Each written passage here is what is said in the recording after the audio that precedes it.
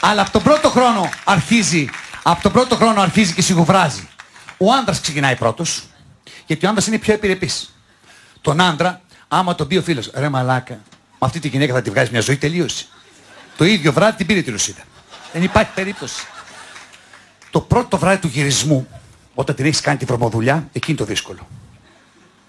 Εκεί που μπαίνεις μέσα και ελπίζεις ότι θα κοιμάται. Και αυτή δεν κοιμάται. Και είναι με το μάτι γαρίδα και κάνεις τη μαλακία πρώτος και καρφώνεσαι. Και λες δεν κοιμάσαι, μη μιλάς γάμο το κερατό μου.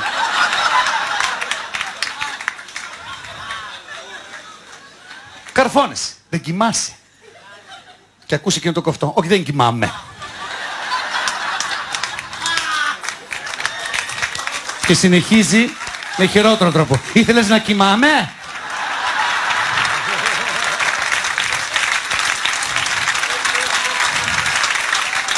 Και κάνεις τη δεύτερη μαλακία. Και λες, εγώ.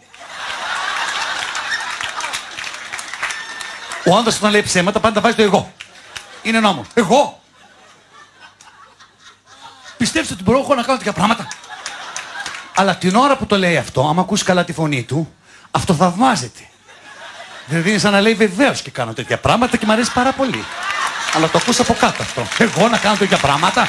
Ωραία, πώς θα κάνω αυτά τα πράγματα? Ακούς από κάτω. Διότι το δράμα με τον άντρα είναι ότι δεν μπορεί ένα ψέμα της προκοπής να το πει. Λέει πουλά. Δεν σταματάει στο ένα. Είχε κίνηση, συνεχίζει. Και κίνηση στον δρόμο και τράει κανένας μπροστά μας. Και χτύψε ρε γαμό το νέο παιδί, το λυπάται κιόλας. Και είχαμε βγει όλοι να βοηθήσουμε. Και δεν το πιστεύεις, βρήκα και ένας μαθητή μου εκεί πέρα.